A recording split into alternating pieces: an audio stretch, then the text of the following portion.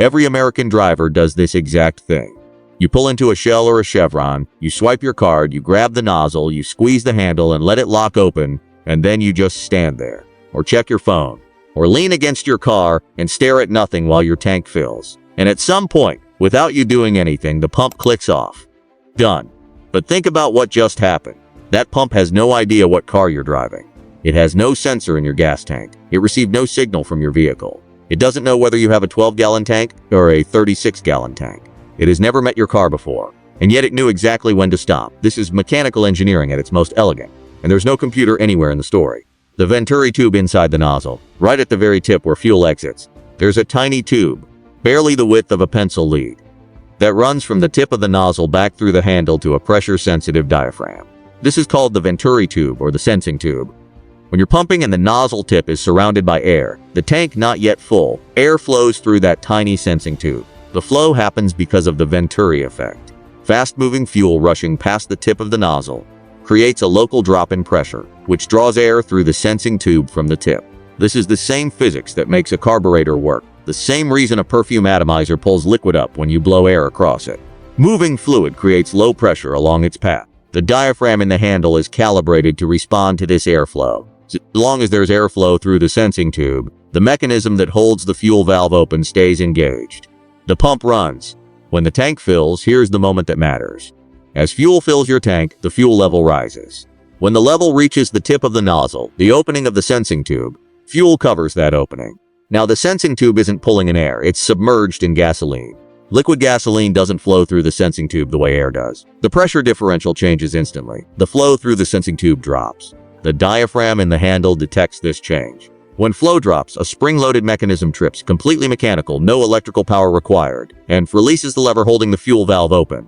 The valve snaps closed. Fuel stops. Click. You didn't do anything. There's no computer involved, no sensor in your car, no wireless communication, just a millimeter-wide tube, a pressure differential created by fluid dynamics, and a spring. The whole mechanism was invented and patented in the mid-1950s and has operated on essentially the same principle ever since. The pump at your local QT or Wawa or Quick Trip works the same way as the pump at a gas station in 1962.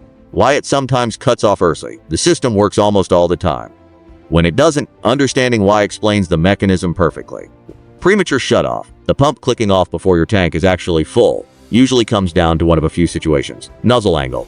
If you insert the nozzle at a steep downward angle against the side of the fill neck, fuel can splash back up and temporarily cover the sensing tube tip before the tank is actually full. The diaphragm reads submerged and trips the shutoff. The fix. Angle the nozzle differently, usually pointing toward the center of the fill opening rather than the side.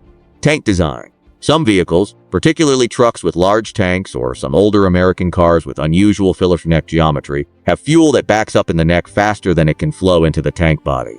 The neck fills and covers the sensing tube tip. Premature click. The tank still has room. The neck doesn't. Cold weather. Gasoline contracts in cold temperatures and behaves differently under pressure. On very cold days, some drivers notice more frequent premature shutoffs. The thermal physics of the fuel affects how quickly levels rise in the fill neck. The fix in almost every premature shutoff situation is to reinsert the nozzle at a slightly different angle, which you've probably done without understanding why it worked. Why America had to invent this. The automatic shutoff nozzle wasn't necessary when gas stations had attendants. And American gas stations did have attendants, the full service model, well into the 1970s.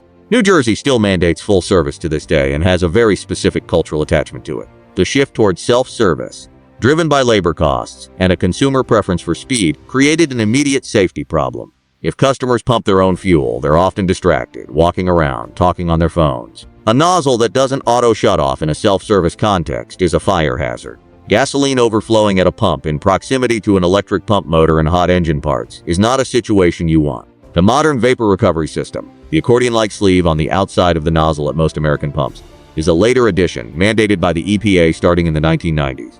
It captures fuel vapors during the filling process rather than letting them escape into the atmosphere. The sleeve on the outside of the nozzle at your local gas station is capturing hydrocarbon vapors that would otherwise contribute to ground-level ozone. EPA regulations drove that addition. Every element of the American gas pump nozzle, the auto shutoff, the vapor recovery system, the breakaway safety connection at the hose end that prevents damage if someone drives off with a nozzle, came from a specific safety or environmental requirement. So the next time you lock a pump handle open, step back and here's that satisfying click. You just watch Venturi effect in action.